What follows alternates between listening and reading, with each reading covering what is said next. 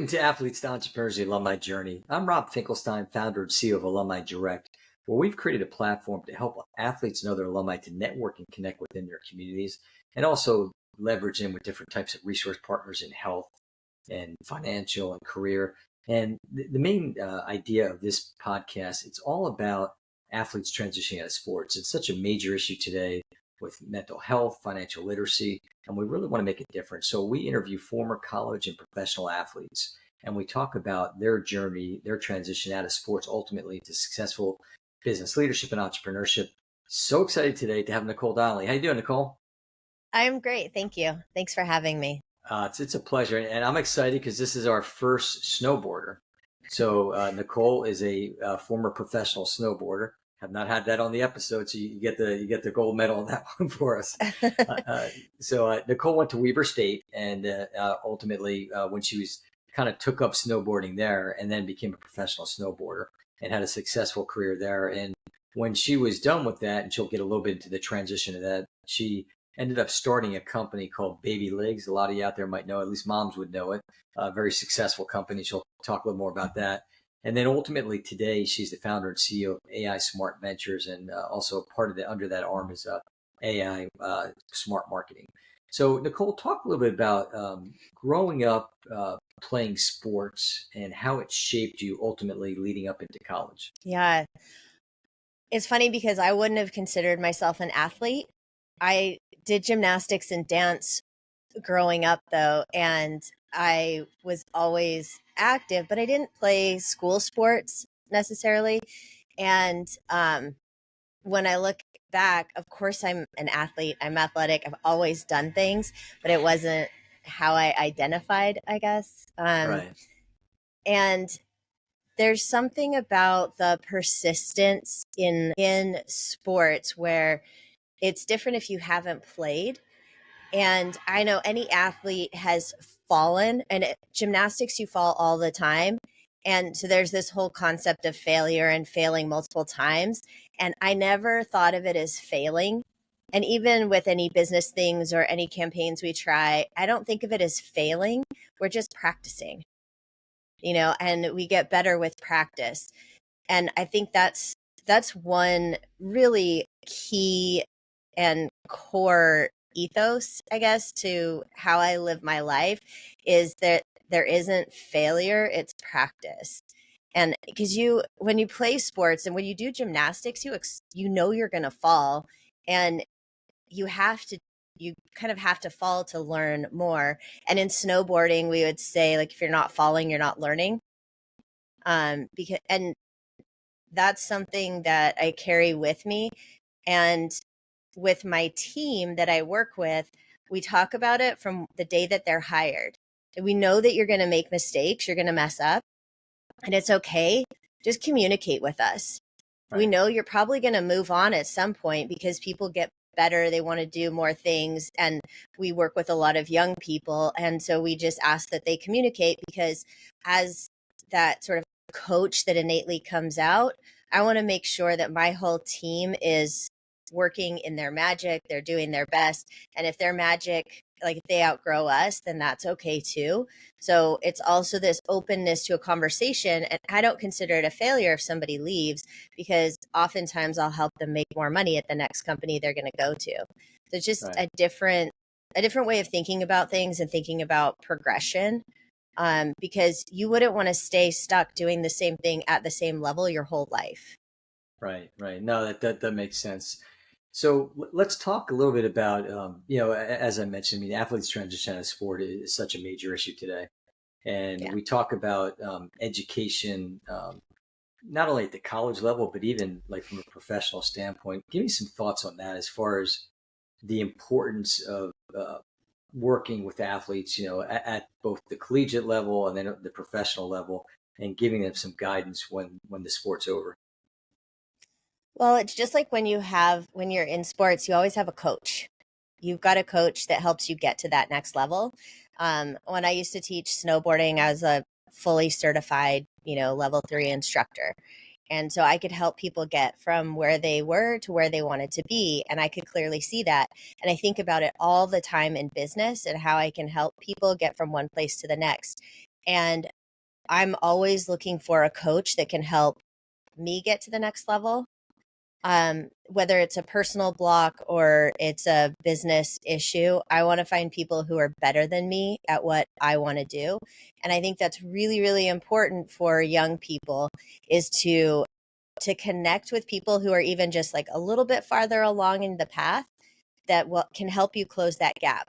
You can have people that are much farther and where you want to be and hang out with them too, but also the people who are just ahead of you and how they got there, that little bit, just to close the gap every time when you want to get to that next place. Like, continue that, having that student and beginner mindset, and be open to coaching. And that's why I like working with athletes too, is because most of the time they're coachable. They don't think they Yeah. know everything, you know?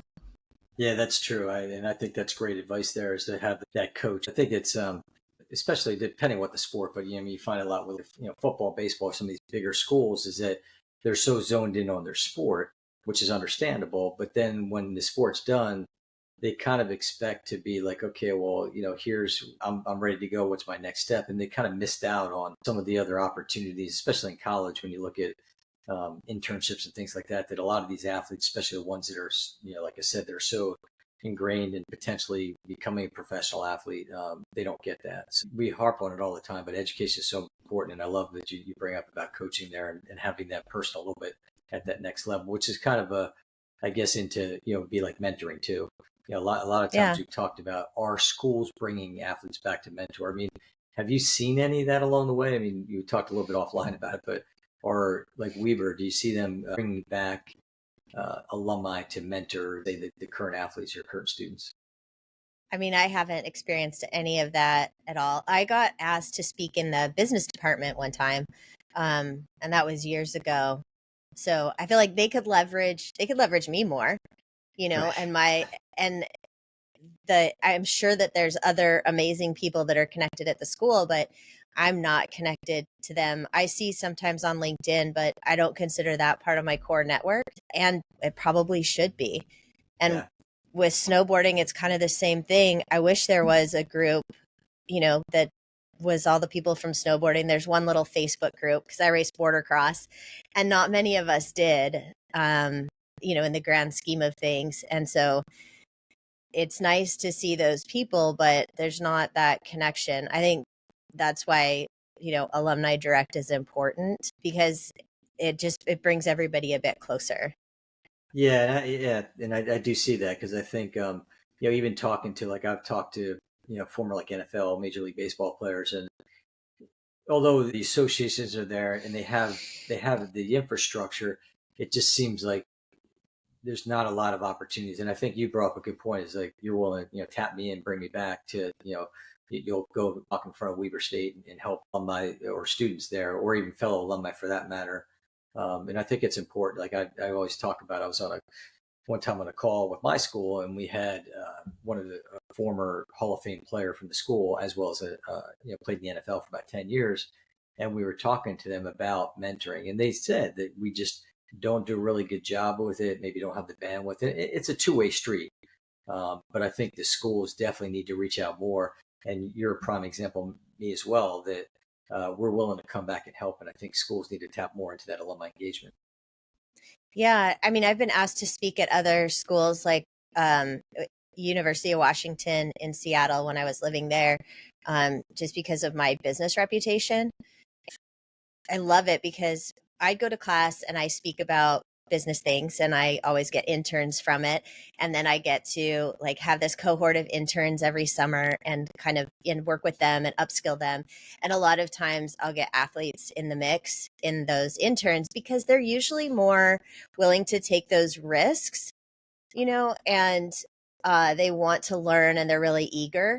And then we'll put them through our summer training, and then they get to learn, whatever we have. Like, we're doing AI stuff, and we had university students this summer learning how to use AI.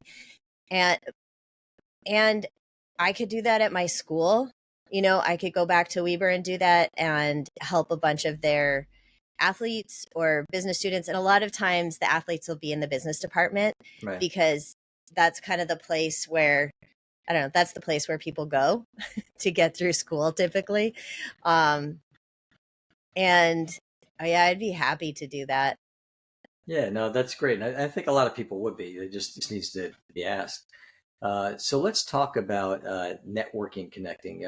Obviously, it's a very important skill set, and we can go on a lot of different topics about starting when you're in high school, and with your friends, Hmm. families, and parents and coaches and all that. But talk about the relevance of doing that while you're still in sports. So let's say as a professional snowboarder, when you're kind of out there, how important is that while you're still active in a sport? I mean, it's who you know, not what you know. It really Right. is. And my 20-year-old understands that very much. um, it helps. So my kid is doing something completely unrelated to what I do, um, and knows your network is your net worth, and it's who you know, not what you know. And will leverage relationships with their bosses because my kid's a hard worker and has good relationship with whoever they work for, but leverages those relationships to get into the next job. Yeah. And even, so I'm proud of my kid telling me, like yesterday, Sarah said that they talked to their boss and he suggested like walking into the place where Sarah wants to work and saying, hey, I know, this person and I work for him and he can vouch for me and I really want to work here.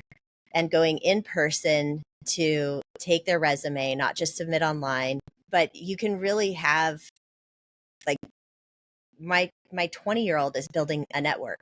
I Right. was not given that advice about your network is your net worth, you know? And that's one of the things that I wish I had, like, I wish I had kept people closer from those early days than I did. And it's also easier now that we have all the technology because we didn't have social media. Yeah. We couldn't say, connect with me on LinkedIn, Instagram, WhatsApp, any of those like we can now. It's so much easier and it makes our network so much bigger. And I would love to reconnect with some people from the snowboarding days, like Yeah. a lot of them did some really cool things too afterwards. And one of our clients that I worked with, I had the opportunity to re-engage some of those relationships, like my former ski school directors, because they've gone on to some really big roles at big organizations. And it was really nice to reconnect with them. But I had never leveraged those relationships for any business purposes before or introductions or anything. And it was nice to see, and this is a reminder for everyone too, they were happy to reconnect. Right. And they were happy to hear what had been going on in my life and I was happy to hear what had been going on in their life because we shared some years together that were really formative. And um it's like I actually have more people out there in the world that I think would be supportive of what I'm doing. And so with young people, like keep those relationships close, even if you keep them in a WhatsApp chat and you're, messaging once a month or once a quarter, something is Yeah. better than after 15 years, I say hi. Yeah, and I think it's all about community, and I think you bring up a good point, and even wanting to kind of re-engage with your snowboard community. I've had the same conversation with athletes across different sports, and it's the same thing, cycling and stuff like that. Like, hey, it'd be great to get back with our community. We had such a good time when we were doing it, and you have the onesie twosies, keep in touch, but to be able to bring in together in a big community. And I think like you brought up a great point, like it's who you know. I always talk about it. Sometimes it's not only who you know, but who they know. Because what Yeah. ends up happening is Yeah. you may take for granted, like, oh, well, that person's an accountant. How are they going to help me because I'm selling this? Well, maybe they're friends with like the head of marketing or the CEO of a company. So always be open to that. The other advice that I always give from a networking perspective and connecting is that it's all about how can I help you. And I think a lot of Hmm. if you take that attitude of I want to pay it forward, and sometimes people think, well, how can they might think the person, how can I help somebody who's got all these dollars or whatever? You just never know what they need. I mean, maybe their kids need something. I mean, there's just always be open to helping people. Yeah. I usually will ask people what they're really excited about right now. I like that. And they'll tell me what's going in their life and what they're excited about. And if I can help move whatever they're excited about forward, then I can see that entry point. Because you might wonder, well, how can I help you? May feel open-ended or in a way Sure. that people don't really know how to respond. But when you ask it that, what are you excited about right now? They'll tell you about a project or about their kids going off to school or whatever it is. And then for me, then that's the in spot. Like I can see where I can help them out, who I might be able to introduce them to. I introduce people all the time, pretty much every day. I'm making introductions for one thing or another, or answering someone's question, because I'm very, very active in online communities now. I have a group of more than 5,000, or what are we at now? 5,200 entrepreneurs, and everybody Wow. had businesses over $1 million. And I'm one of the moderators on the Facebook group. And that Facebook group, I don't have to answer all the questions, but we have about 10 organic posts a day of people asking for things. Right. And so if I can help somebody in that situation, and in this case, it makes it really easy for me to keep my people together in that group, and then they answer questions for each other and they connect with each other. So I don't have to do all the connecting. And if I'm and I'm still present in the conversation and see what people are asking for. So I think there's some creative ways, and that's like WhatsApp groups. I'm part of a bunch of WhatsApp groups and I contribute where I can. And so if you think about how you can keep your people together and keep them giving to each other, then it just exponentially grows the benefit of you being involved in the conversation. Yeah, no, that's great. Great advice there. I mean, this is one of the things I always talk about that, if we could help at least one person, I talk about at the end of episode, but I think listening to that give me a lot of good thoughts as well. So let's, a couple quick questions. What advice would you give to freshman Nicole in 10 words or less? Kind of want to go with Nike and be like, just do it. Just do it. Go Okay, for it. there you go. And then what about, let's fast forward to senior Nicole. Senior Nicole. I started school when I was 17 and finished when I was 20. So there wasn't a big difference, and it was still just do it, because school was like a pinball game for me. I didn't know what I wanted to do. And I found snowboarding because it was a PE class, so I just kept trying different things. I did archery, I did whitewater kayaking, I did bouldering. Our school had a great outdoor rec center. And all these were PE classes, and snowboarding stuck. So for me, it was like, just do it, like just try the next thing and try the next thing. And school was more about finding out what I didn't want to do more than what I did want to do, because I thought I knew what I wanted to do going in. And I thought I was going to be an English and German teacher, but I ended up studying history, German, and photography. And at our school, we had a Bachelor of Integrated Studies, and it was 3 areas equal. And I ended up in these because I worked in a computer lab at school. And so I sat in the art classes that were in there. And, that was it just kind of happened. And I asked the professor, I said, hey, I've been sitting in these classes for, I don't know how many quarters at that point, probably at least, I don't know, 5 or 6 quarters. And I said, can I get credit for the class if I do the homework?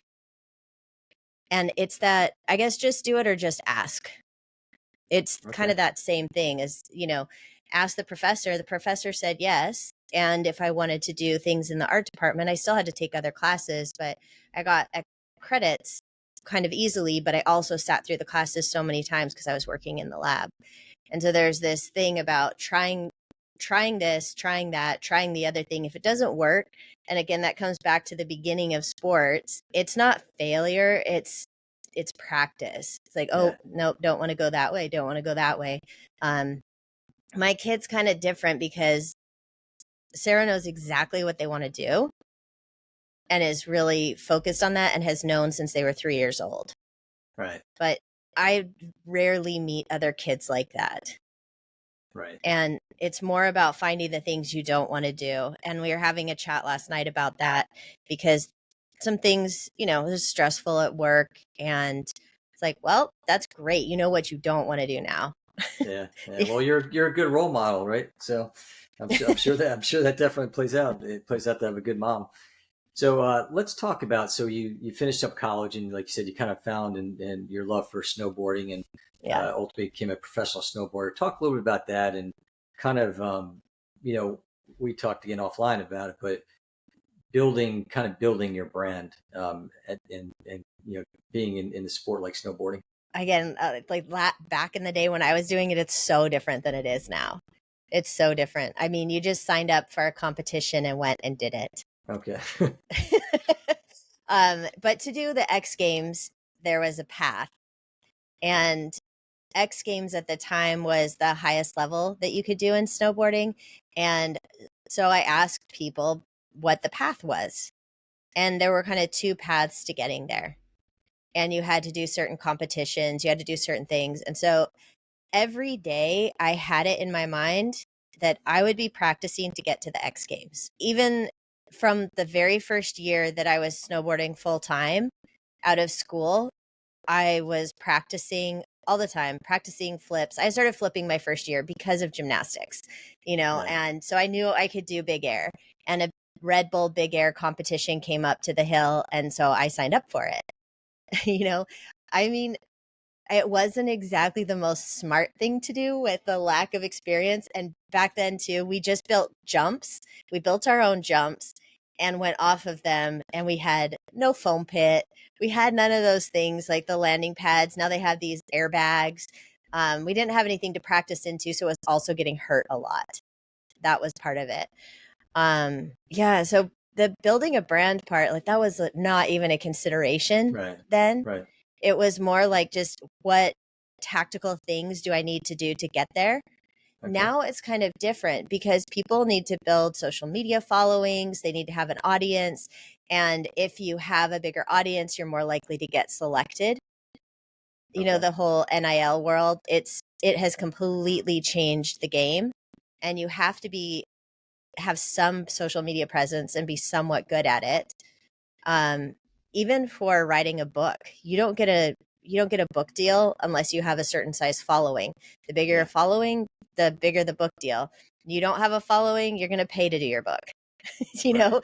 Yeah. It has changed a lot of things. And for me, it was tactically just how do I get from one place to the next? Right. Right. That And makes sense.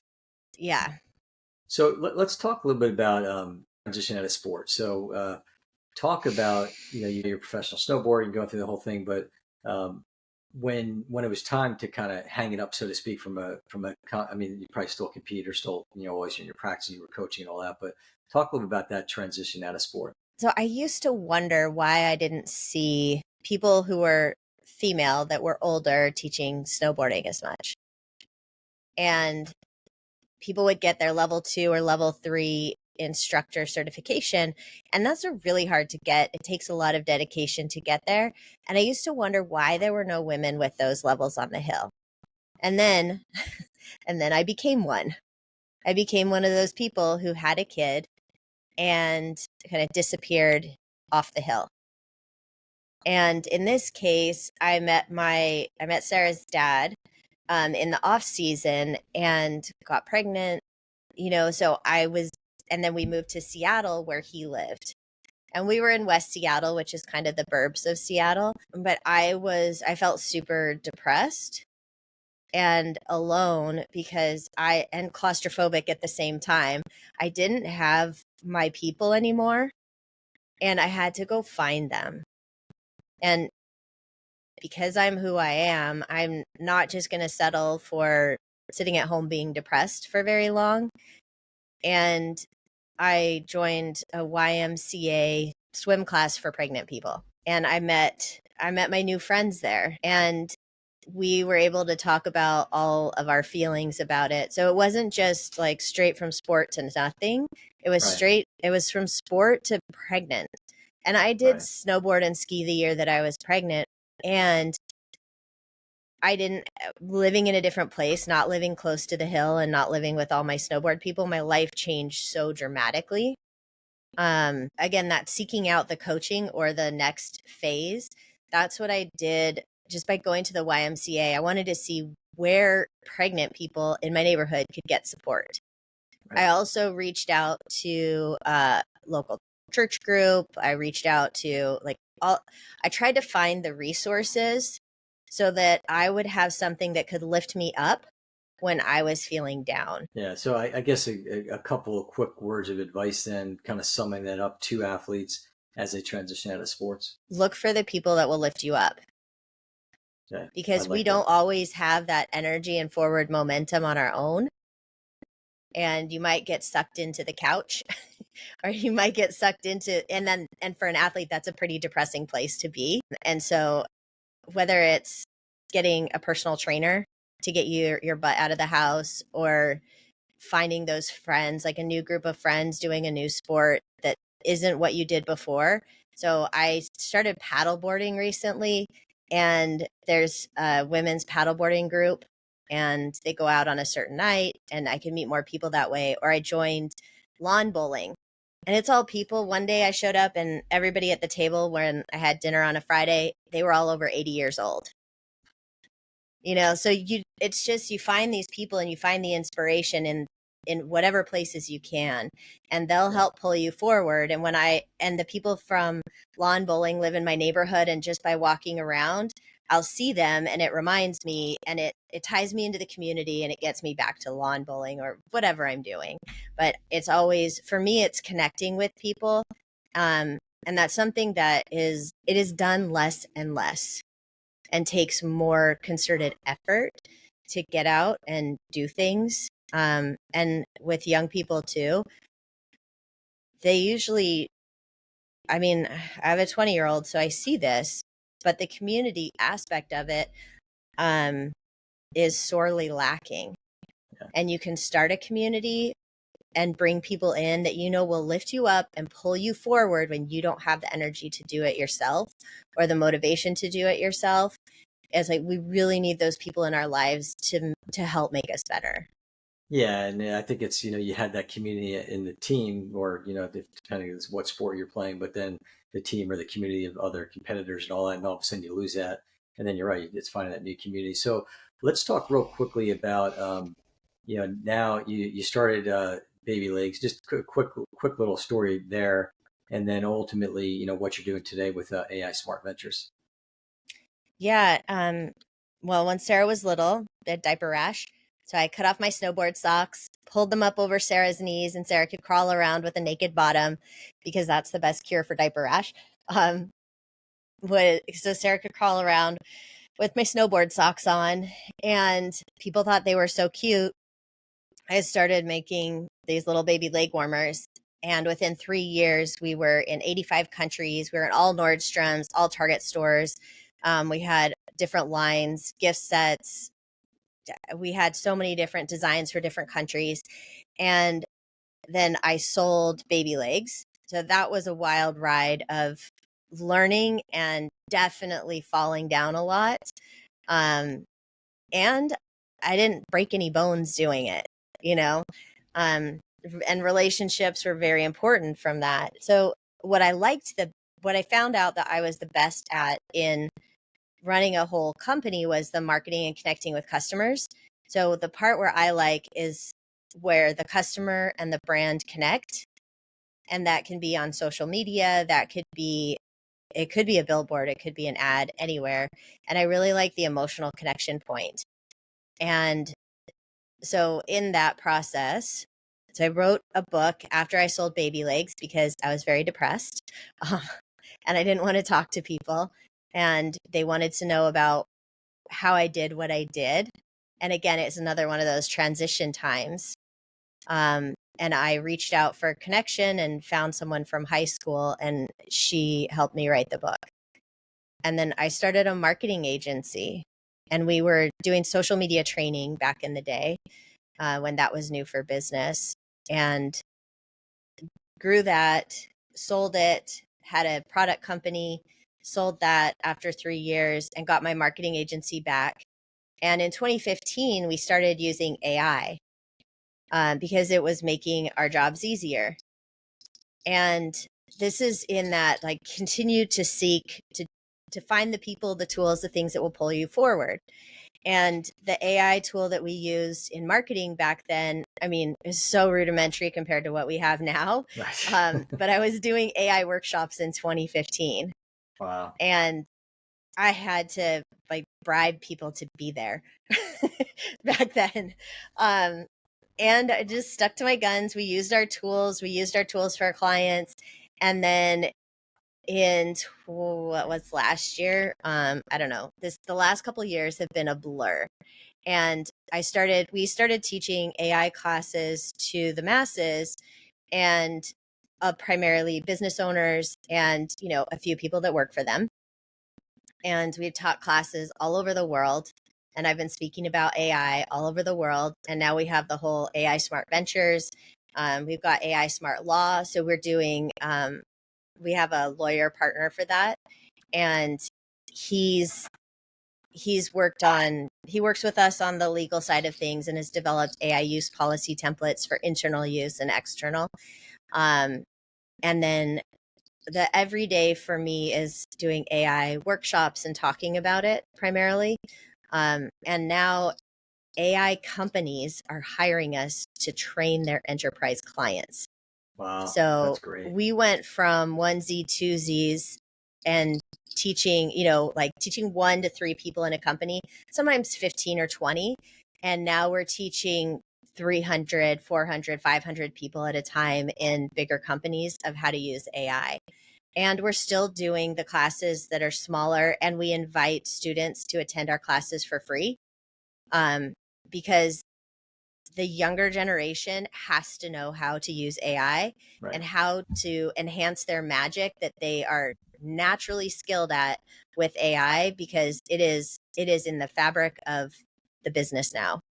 Yeah, no, for sure. No, this has been great. I mean, I could sit here and talk to you for hours, and we'll definitely have some offline conversation because a lot of exciting things and had a lot of success in your business journey. So, where can people find you? You can find me. I'm all over. I'm on Facebook. I'm on LinkedIn. I'm Nicole Donnelly or Nicole A. Donnelly on all the platforms. I'm on Instagram. I'd say Facebook Messenger and is probably a really easy way to get a hold of me quickly, because I'm of the age where that's where my friends chat. Okay, and what about your website for AI Oh, Smart Ventures? that would be a good one. Yeah, we've got aismartventures.com, and then you can see the portfolio of all the projects we've got going. AI Smart Insiders, if you want to learn, you can get on the list and get invited to some of our free sessions with people doing really cool things in AI. So aismartinsiders.com, that's where you're going to learn the most. If you just go, and you can check out the AI Smart Marketing YouTube channel. We record sessions and post them almost every Wednesday, about different things going on in AI, what the news is, and then also sometimes interviews with the different companies doing AI things that we think are cool. That's awesome. I know I've got a lot of AI homework to do now. You give me more homework to do, Nicole. I got to start doing it. So you can find us at alumnidirect.com, and our podcast, Athletes Entrepreneurs Alumni Journey, is on our YouTube channel as well as across all the podcast networks. And every week we just get great information and advice from folks like Nicole. And I just encourage people to watch or listen, because I think if we can make an impact at least on one person's life, it's going to be a lot more. But it is a major issue with athlete transition, and I think talking to these different guests, it's very inspiring. So thanks everybody for another great episode of Athletes Entrepreneurs, the Alumni Journey.